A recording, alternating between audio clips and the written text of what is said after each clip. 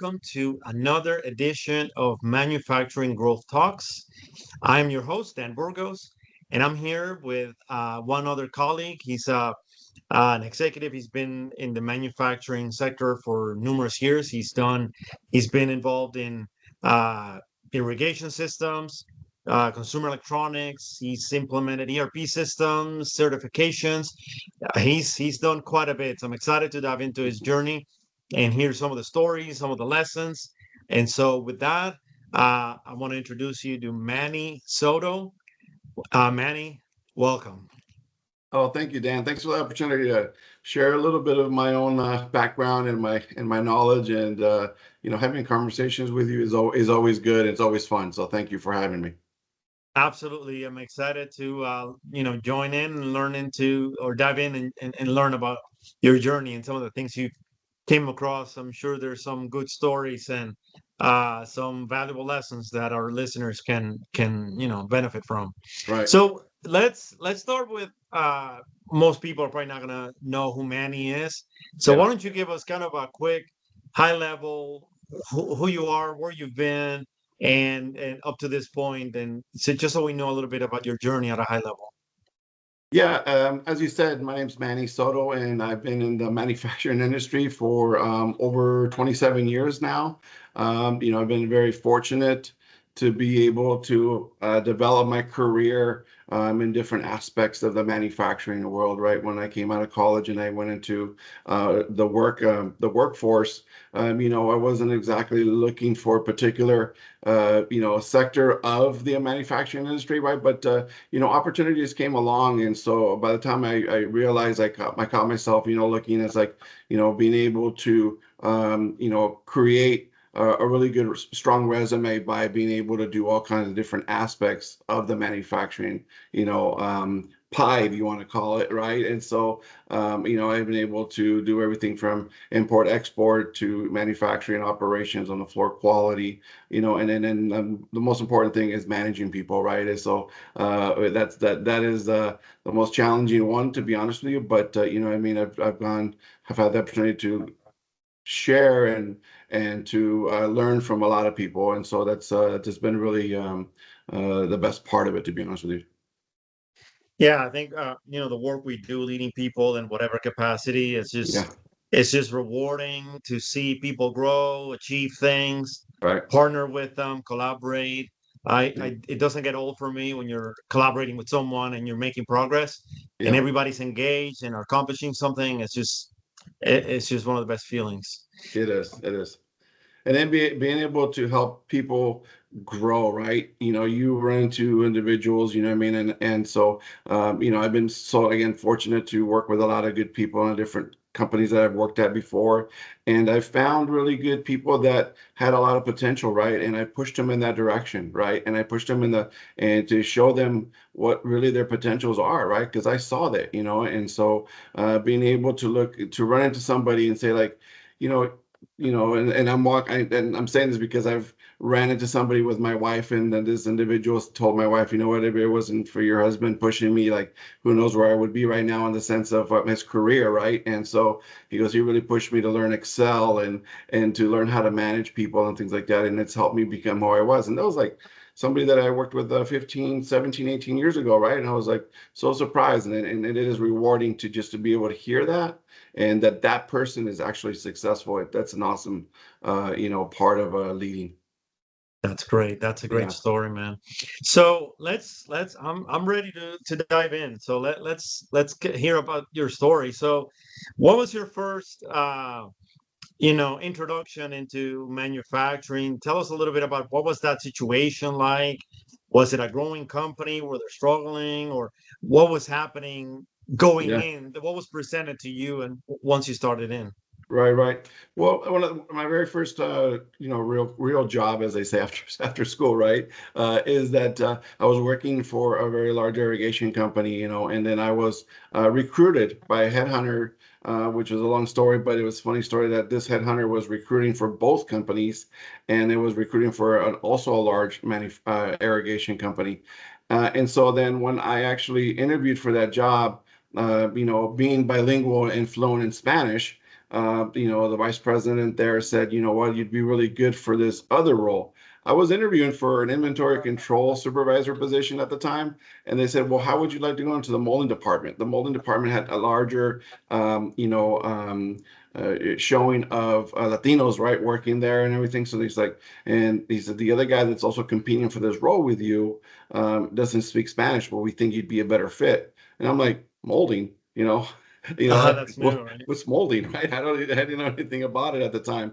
And so they did offer me the job, and I saw it as a challenge and an opportunity, and I took it, right? And so had to learn about molding, and with that came along quality, right? And management of raw materials, and then management of obviously the personnel on the team, because it came with a large team members that I had to manage, which was probably around 45 people, right? And so being able to be pushed in an area, like I said at the beginning of this conversation, is like, I wasn't really chasing anything at the beginning of it, right? But, life gives you these opportunities sometimes, and you got to Yeah. walk through them, right? And so really learned about operations there, the molding industry, the quality industry, which is, I developed myself into a quality manager later on.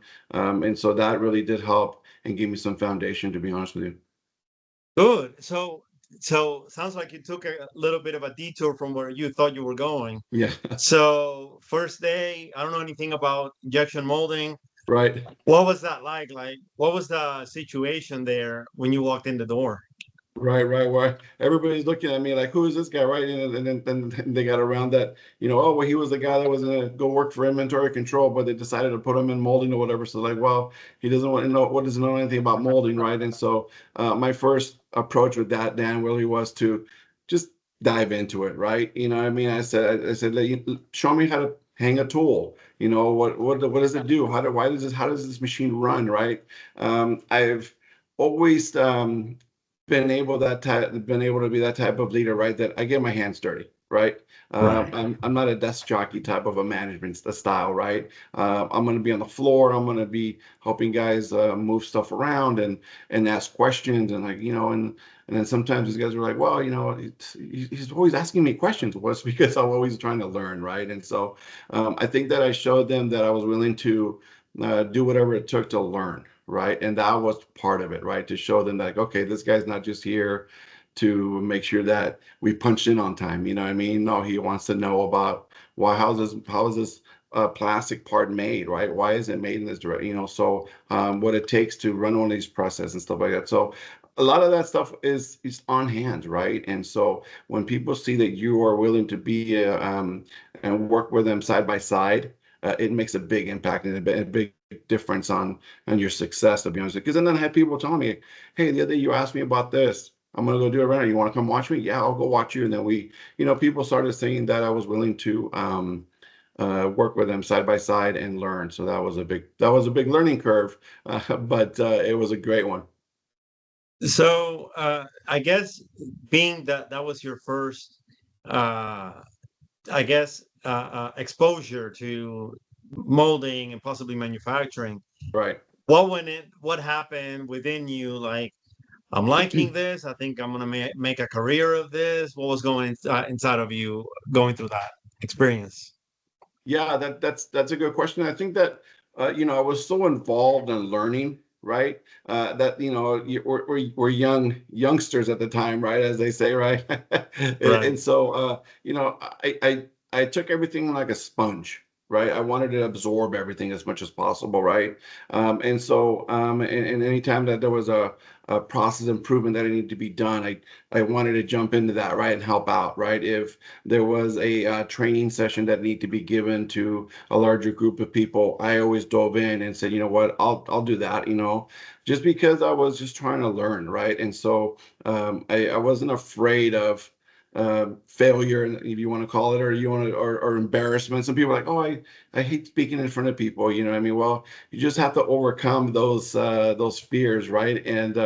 and to overcome them is just to keep trying stuff, right? And just to, and so time flew by the time I knew it, I was there for 10 years, and so Oh and then wow. within those 10 years I took on more responsibility, right? Learned more about the quality aspects from drawings and the quality team, I started learning about how projects are actually launched and what it takes to launch a new program, right? From FMEDAs all the way to qualifications and fit functions and testing and things like that. So it was a very interesting part of my career where it really developed me into where I'm at now. Yeah. I gotcha. So curious, some of the challenges that you ran into as you were kind of growing, developing, and understanding that Yeah. industry.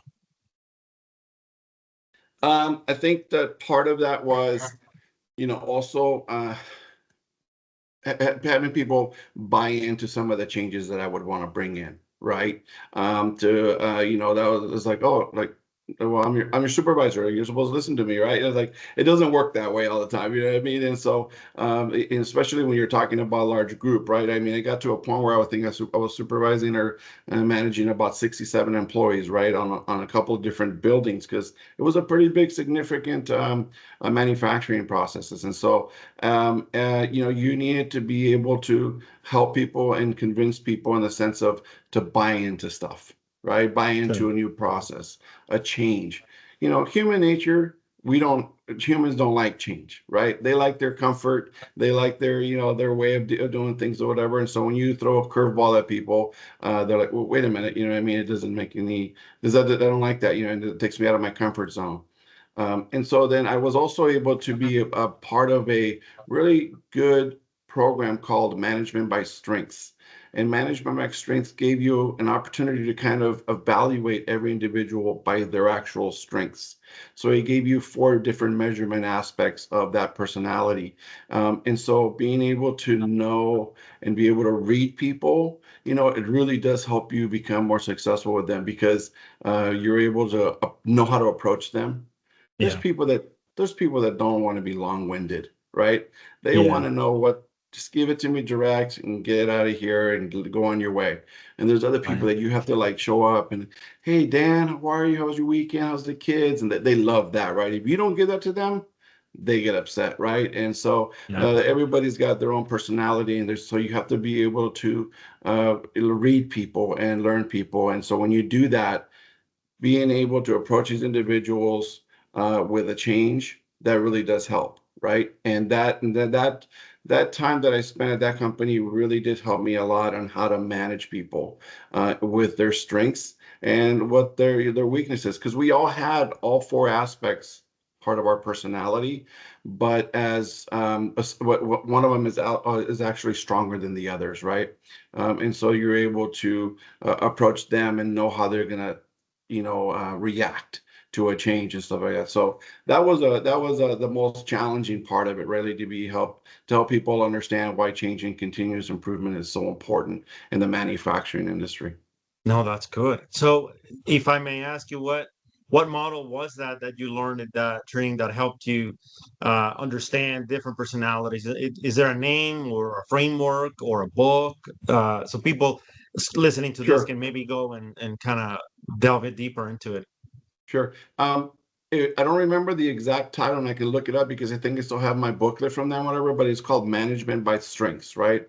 Okay. And that was the actual title of the program, and it was actually a 40-hour week. It was a 40-hour Oh, got it. program. It was 8 hours a day. It wasn't just like this 30-minute presentation and boom, there you go, right? No, it was literally going through different personality traits, and you're able to also evaluate yourself as well, by the way, Right. which is very important, right? If you know that you're not able to evaluate yourself, how are you going to evaluate anybody else, right? And so I've had people actually tell me before, like, after we did that exercise, that they were like in a lead position, and they came to me, believe it or not, and they were like, you know what, I just don't like to lead people. I don't feel like that's my strength. And after, it's like that program kind of enlightened a lot of people and their abilities, right, or their Oh, lack of. interesting. And so it was really interesting to see the reaction from people, right? And how we were able to approach it because it gave everybody a badge and it showed your color, which was your dominant, and Right. then it showed you and then you're able to see, oh, Dan is this color. Now I know how to approach him, and so I've Nice. left that organization over 15 years now, and I still use it to this day. So every company that I enter now, I start looking at them. For example, I'll meet Dan, this is Dan, and we meet, and I start seeing you right away. I'm like, okay, Dan is a green. He's an introvert. He likes to talk, right? He likes to talk about the process. He likes to really dive into it and fishbone it, right? Or I could be like, oh, Dan's red. Dan is very direct. He just wants directions and he wants me to go away. You know what I mean? And so Got it. that I stole it from there, and I've never I've added it to my management style, right? And That's I think great. that's helped me throughout my path. Yeah. I think I've told you before in other conversations that I always kind of caught your attention to uh, understanding individuals, and I think nowadays the word people are using is emotional intelligence. I think you talked earlier Absolutely. about self-awareness, which is so important to Oh yeah. understand where you're strong, where you're not strong, how you come across to people, and so forth. And then my next question was going to be, how do you read people? Can you give people some tips? You just did some of that, so but I Yeah. appreciate it. How how have you seen that help you since you described kind of how you read people? How have you used that in to your advantage? So when as soon as for an example, right? As soon as I see that individual's got an engineering title, you know, engineers are very tunnel vision focused on their task, right? So typically a lot of them are red, they're very direct, right? They just want to talk about their task. They don't want to be like, hey, Dan, you're an engineer, for example, right? Hey, Dan, let's talk about Alex. He's not worried about Alex. He's just worried about his, right? And so I've been able to at another company since I've left and I worked there for almost 10 years. There was a couple engineers that were very tunnel visioned, right? They were just, hey, I did my process. I don't worry about anybody else's, right? And Right. so with that ability to be able to read them, you know what I mean? I was able to, show them a little bit of how, if they were able to collaborate more, how the rest of the process would be improved. There is, a lot of people that are so smart and so gifted that one of the things they might be missing is their ability to communicate right Mhm. effectively with people. But for everything else, numbers and calculations and things like that, they're magnificent, right? But if you're not able to share that, that is kind of a shame, right? And so being able to help people that say, you know what, if you're able to share your knowledge, imagine how much more stronger we're going to make this company, right? And so that's one of the things that I definitely did with that company is like I dealt with a couple engineers or whatever, and they were very introverted. Engineers typically are just about their processes, and so which I totally respect and understand, right? Because it's a process driven control they have. But if we look at it as over an umbrella, for example, of the process, if you show them how they're benefiting everybody else, that's how much stronger the umbrella is going to be, right? And so Yeah, that was part of my being able to read people and help them understand that. I got Part you. of the aspect I took. So you came into this company, diverted kind of your path, knowing nothing about injection molding. You got in there, you rolled up your sleeves, you kind of learned, and you were a sponge in the process. Yeah. Learned about yourself, learned about reading people. 10 years later, you're a full blown manufacturing, person doing that. So where'd you go next, and how was that transition going into the next stop in your journey?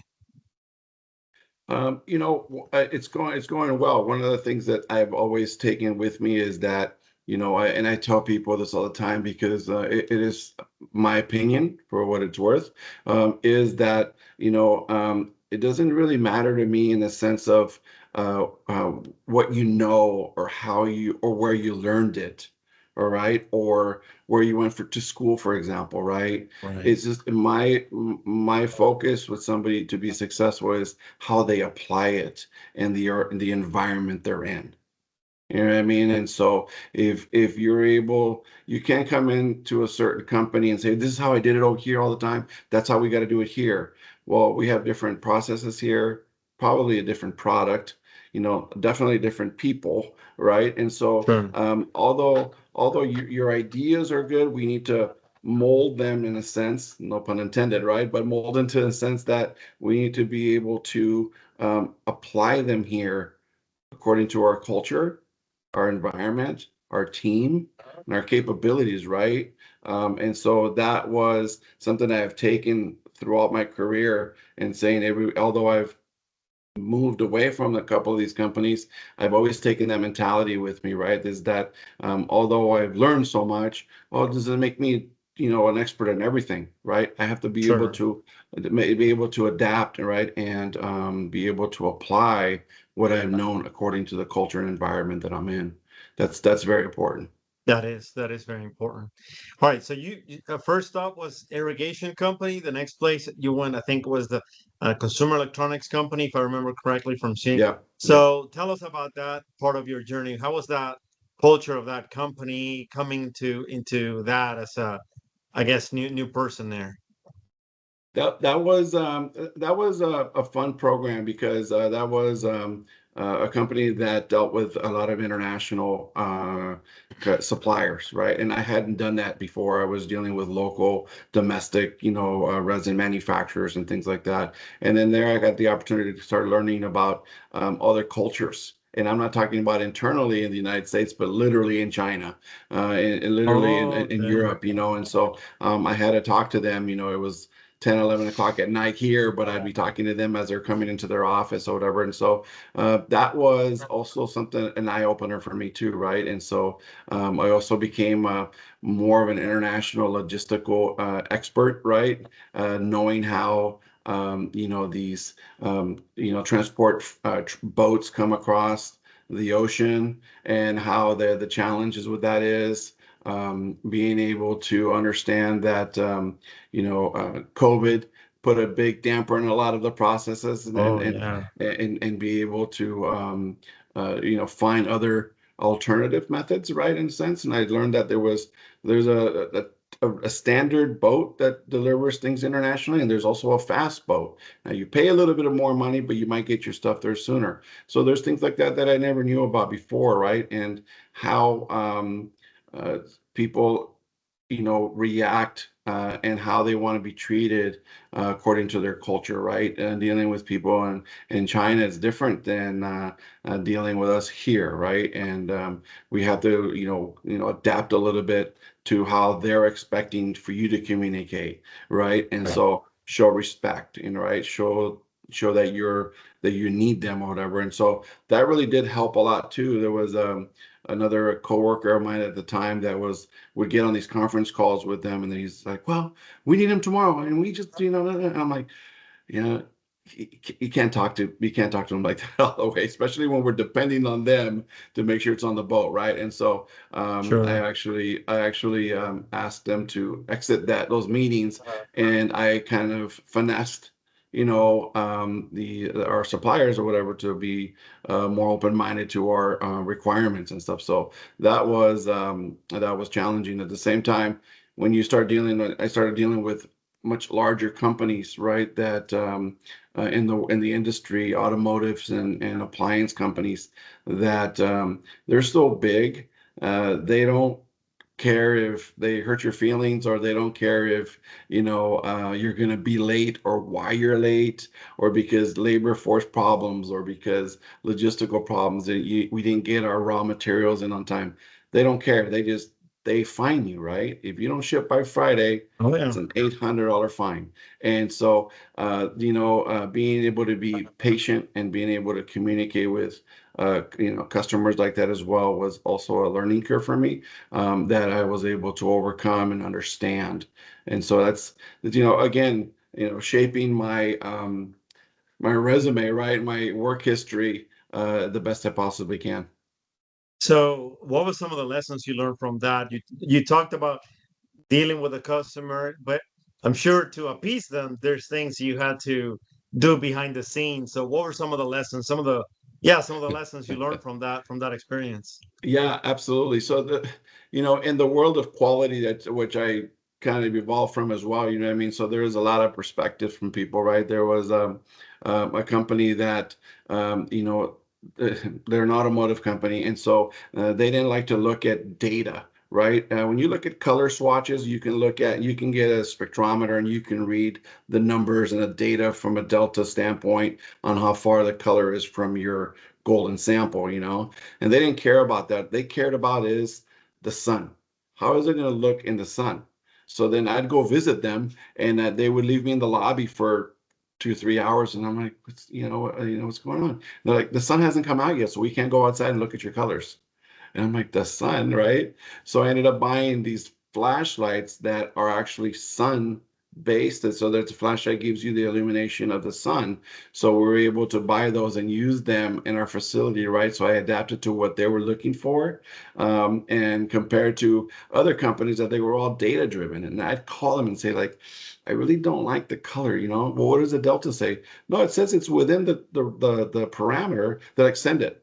I'm like, are you sure? Like, as long as the data is there, send it. So, different aspects that there of quality that you had to kind of be able to maneuver and understand what customers are looking for. Right, understanding the customer is so important. It's so Uh, important. yeah. So, okay, so now you did that quality role. What was your next stop past that role? Where'd you go then? So I stayed in that same company at that time there, and I became a vice president of operations, and quality assurance, and so I was able Okay. to grow the company in the certification world, if you want to call it, right. And I'm talking about ISO certification and IATF automotive certifications, and so being able to qualify yourself as a certified manufacturer is a pretty big marketing tool, right? And Right. so if you're looking for somebody to make your product, right, you're looking to make your product, are you going to go with a company that has got certified, audited process controls in place, or a company says like, yeah, we'll make you 1,000 of those, right? Who are you going to trust, right? So to a certain degree, it is a marketing scheme. At the same time, though, it is a process control mechanism, right? A lot So of you have to get people, in and implement all the controls from the guidelines of absolutely. the ITF. And I'm wondering, since you got promoted to VP, were you now over some of the people that were your peers, the people you were working with in the past? Yeah, yeah, yeah, And absolutely. So some of those that engineers, sometimes can be a challenge. How was that sure. for you? Sure. You know, Fortunately enough, I was already working there for several years, and I was already working with some of these people, right? And so, as I, stepped up to the next position, I already had some of them,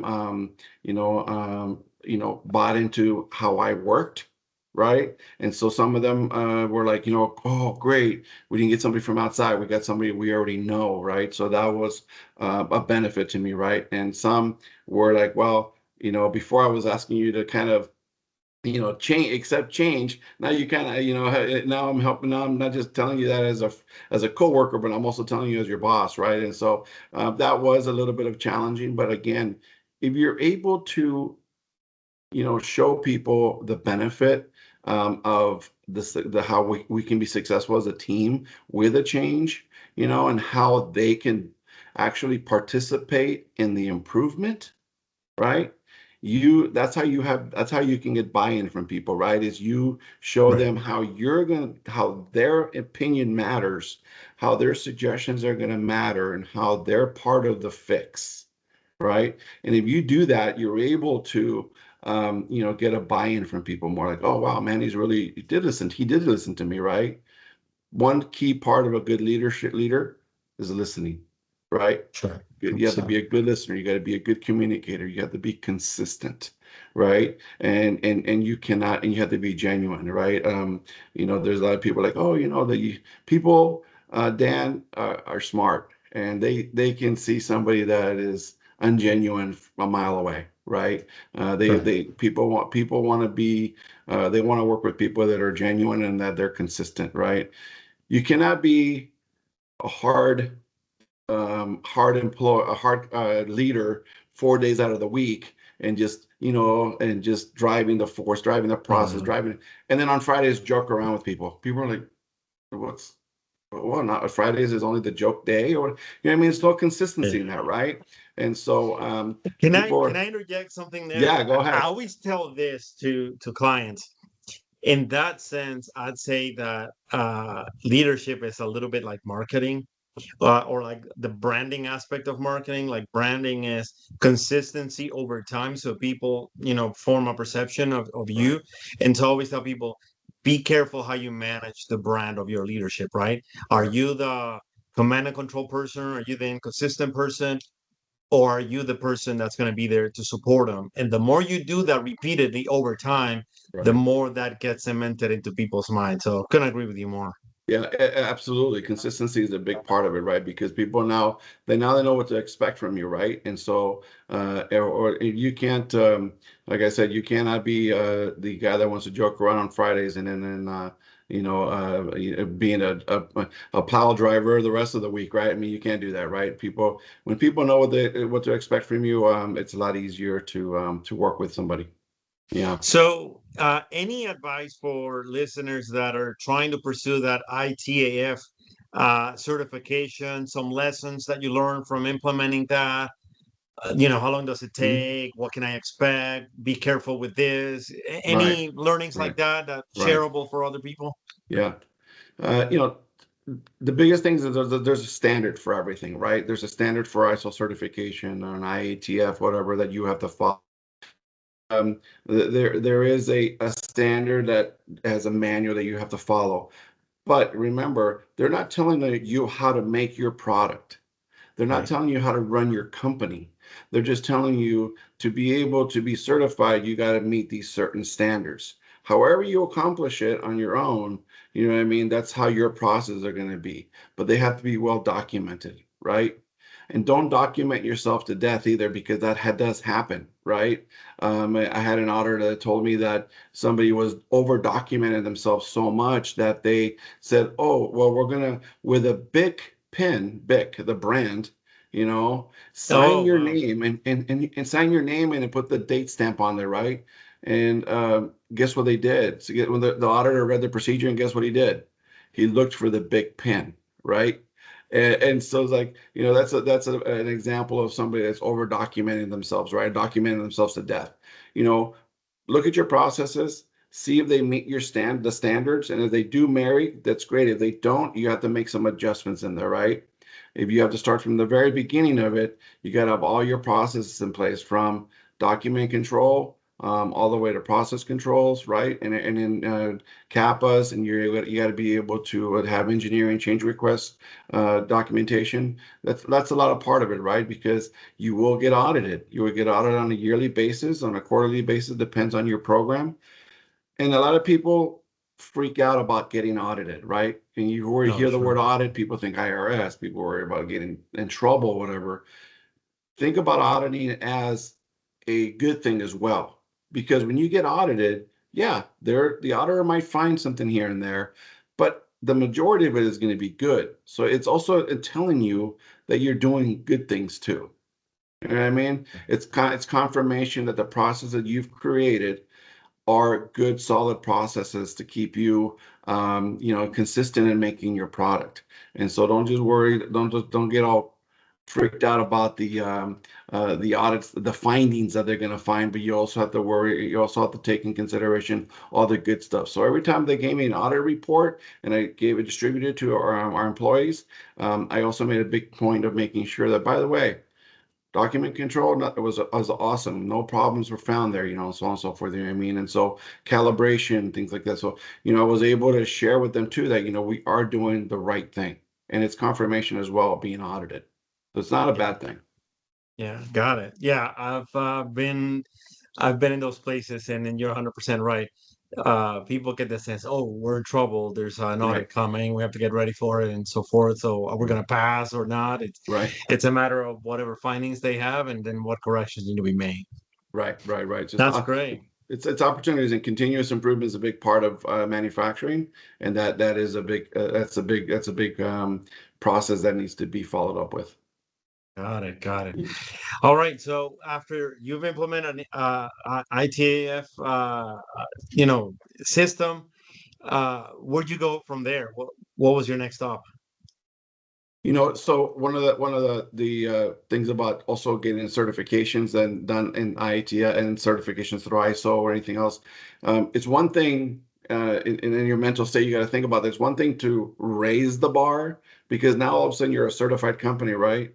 But you know what's more difficult? It's not necessarily raising the bar; it's to maintain the bar, right? Now you got to put things in processes in place. They're going to do the checks and balances throughout the year and not just during that small 2 week audit or whatever, you know what I mean? And so it's more difficult maintaining the bar you raised than it is just to Right. raise the bar, you know what I mean? And I so get you. yeah, and so the from there, I've been had the opportunity to be another vice president of operations for other companies or whatever. And so one of the things that I learned there that having the key right people in the right key positions is crucial, right? And that you have to be able to go back to what I mentioned to you guys earlier about being able to read people, right, and understand that you know what, I don't have the right person in this role. I don't have the right person in this position or whatever, and be able to understand that not everybody's a leader, right? There's a difference between a manager and a leader. And so yeah, I have the manager. Here's my card. It says manager on there. Yeah, but you're not a leader. You know what I mean? So that's what makes a big difference, right? And so How that, would you, that can I stop you there? Sorry to sure, interrupt. sure. Can you maybe talk a little bit about what makes the difference between those two for you? Um, uh, the differences between me and between that is just is how you and has how you communicate, right? Are you constant, right? Are you consistent with your communication, right? Your approach on handling things, right? The way you communicate with team members, right? If you are a leader that is on hands and people respect or whatever, you know what I mean, you'll see that, right? But if you're a guy that expects everybody to be there at 7 in the morning and then you're not there till 9, that doesn't really go well with the personnel, right? They want a leader that's going to be with them at all times, right? And so that's part of it, right? Is how your demeanor is, and then some people love the title, Dan, but they don't like the responsibility behind And it. I've heard in these conversations, I've heard that as a theme where people want the title, they want the perks and whatever else, but really the Yeah. work that comes with the responsibility, a lot of times they don't want it. So have you had to deal with that challenge? And if you have, how did you overcome it? Um, I think that, you got to have honest conversations with people, right? You got to have honest conversations with yourself and honest conversation with people too, right? And so, one of my leadership styles is that I do one-on-one meetings, right? If I've done that for years, for over 15 years, I have one-on-one meetings with my direct reports to make sure that, what are you missing? What do you feel like you're lacking? How do you feel about the floor? Mm. How is the personnel on the floor? How am I helping you, right? To grow as well, right? And so part of that stuff, it'll eventually all come out. I've had workers that come to me and they realize, like, I just don't like to manage people, right? I've had people come to me and say, you know what, I think that I prefer not to manage people. I prefer to be on the forklift all day long. You know what I I mean? got it. So you got to be able to have those conversations with them and see how consistent people are with their demeanor, their work ethic, right? And then a simple question is, do you want to do the job? Right? That's it. It's as a simple. I mean, it sounds very basic, You know what I mean? But that's part of it, right? And so if you tell yourself and you have to go away and be honest with yourself, it's like, you know what, do you want to do the job? Do you want to manage people? Because if you say, you know what, yeah, I do, then sometimes sacrifices have to be made, right? And and you have to change in yourself. I've done that. I've done that, and I'm open to constructive criticism. I'm open to being able because nobody's perfect, right? And Sure. if you think you're perfect, then we have some other other issues going on there, right? But I Right. think that eventually people do see and are honest with themselves, and eventually be honest with you too. You know what I mean? So forget about KPIs and Pareto's and presentations. Just ask yourself the simple question: is do you want to do the job? And so that you can start with that question there, and then from there you'll see that things will snowball from there, and more conversations can happen. And I love to use the word sorry, before I interrupt you, but I love using the word conversations, Right. right? Because that's what they are. It's just you and I, right? Talking back and forth, and not this dictatorship, mentality. I like to have conversations. Just a couple tips that I want to extract from what you said. In your, I guess, style, how often do you have those one-on-ones, and how long do they typically, like, how often would you meet with one person, and then how long that is, so people can say, oh, I want to implement that into my Right. routine. What does that look like? Right, right. Yeah, it's very important to come into. I used to do weekly one-on-ones, and they used to be about 30 minutes, right? And so, but as I try keeping it structured to a certain. I'm a guy that writes everything. I'm a list guy, right? And so, but I think that all the bullet points need to be addressed, right? And so you have to have some type of structure, some type of agenda, right? Hmm. Um, and there's two aspects to this, real quick. You have to have an agenda, right? Is just what is how's it going? How are people are doing? How's your subordinates doing? How are our KPIs? Are we meeting our goals? So on and so forth. And then offer myself as a resource, right? What do you need, right? Because only because you're also a manager, Dan, that doesn't mean that you're like invincible now, right? That nothing can break Right. you. We're humans, man, and I don't care if you're president of the company or any other role that you might be in. You're still a human, and things will get hard and heavy on your shoulders. And sometimes you just want an ear to listen to, right? And that's my other side of it. If I see somebody that's one of my direct reports, and I see them struggling throughout the week. I see them down a little bit. You can see people's body kinetics, their posture, and I know that I'm going to meet with them. And tomorrow, for example, I'll throw that whole agenda out the window and just say, "Hey, Dan, how are you doing? Talk to me." That's good. I You know like what I that. mean? Because Yeah. there might be some things that they just need to get off their chest, right? And refocuses them a little bit. Again, we're human beings, right? And giving them that opportunity to, talk through it, is like, maybe they don't even like their job anymore. Maybe they're having problems at home and they don't know how to leave it at the Exactly. door, and so you can help them and give them suggestions in other ways, right? And then as soon as they feel they're getting a little bit of support, and they got somebody that's backing them, it makes them feel a little bit better. I know it does it for me because I am human and I do have my times that are tough, and when it's like that, you just want somebody, going back to my word, consistent, right? You want a boss that's consistent with you, right? And says, Yeah. and I've had that where people tell me like, you saw me, and I'm like, yeah, I saw you walking through the warehouse, and I saw that just you weren't just you usually walk with a better pep to your walk or whatever. You're a little bit more, your posture was a little bit more positive, more outgoing. And I've seen you for the last few days, and and that sometimes they're like, yeah, I got to fix something, and I'll take care of it. Or sometimes people tell you their the problems, and you got to be able to listen to that. That's when the agenda goes out the door. I was gonna tell you, man, like that is such a valuable lesson, to pay attention to your people, to look for the nonverbal cues, Well, get exactly. a baseline for who they are, Right. verbally, non-verbally, and understand where those shifts happen. Because a lot of times, especially with the people that don't have a lot of leadership training, a lot of times they get upset, they get mad, they don't give them the benefit of the doubt. Right. And a lot of times you ask, and typically, for the most part, in my opinion or in my experience, there's typically something behind it. It could be something at home, it could be something happening in their life, Right. outside of work or within work, whatever the case may be, Yep.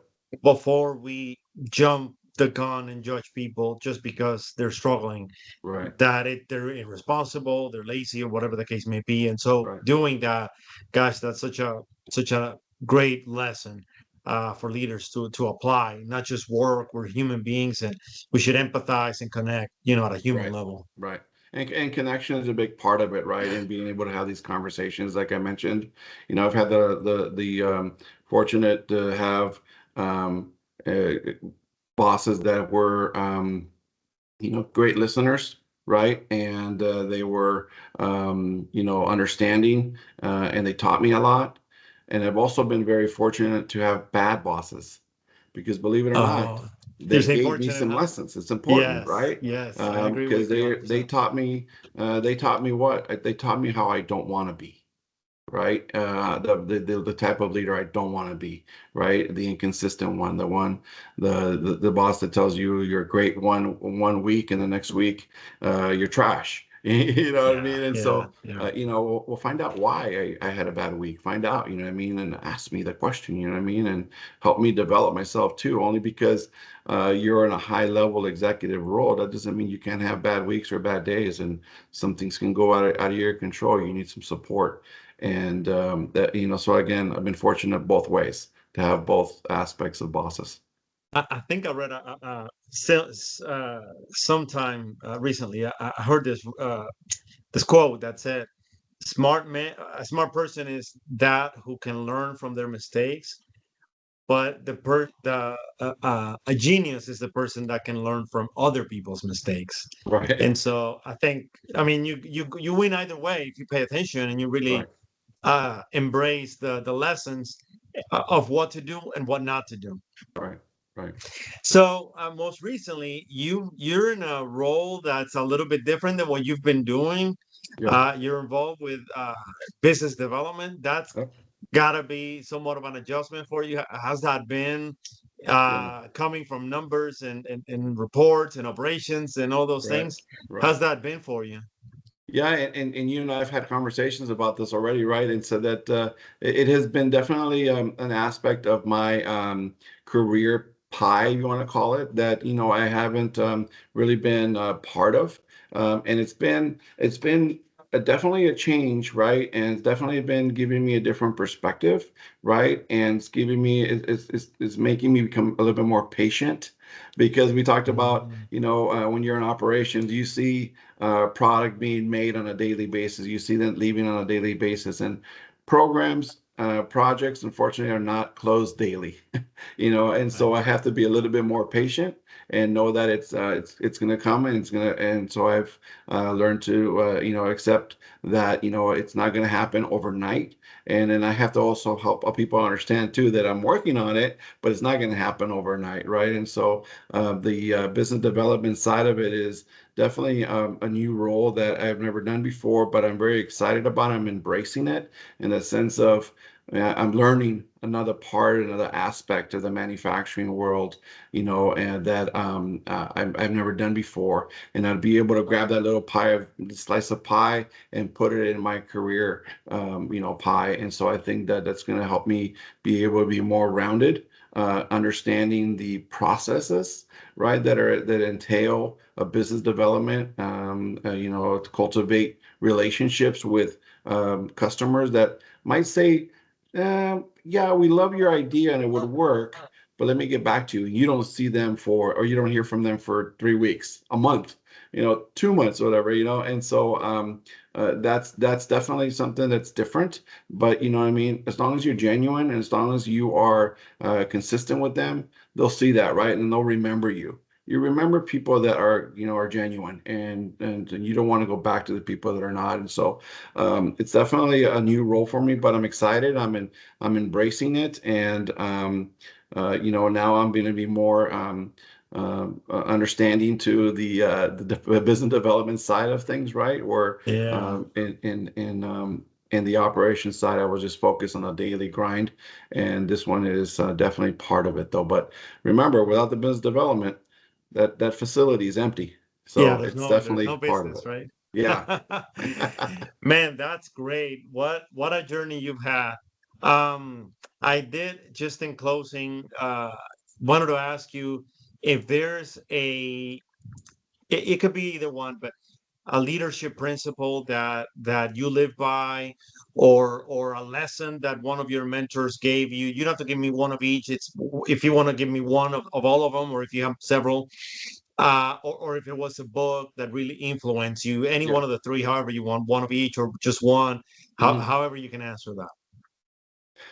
Something that I do have a list of personal models that I kind of go by, right? And I try to kind of keep myself centered, as you call it. And so, one of the things that I really think that is big part of it is manufacturing momentum, right? And the only way to be able to be consistent and have that manufacturing momentum keep going forward, right, is to be able to have a vision, right? A vision includes direction, a goal, right? Mhm. The other thing is number two with that is to have faith.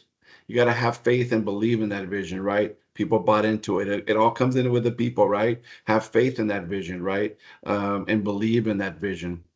Number three is to have systems in place that help you, achieve that goal, to achieve that vision, right? If you don't have the right team members, don't have the right equipment, and if you don't have the right knowledge, that stuff all needs to be in place as well.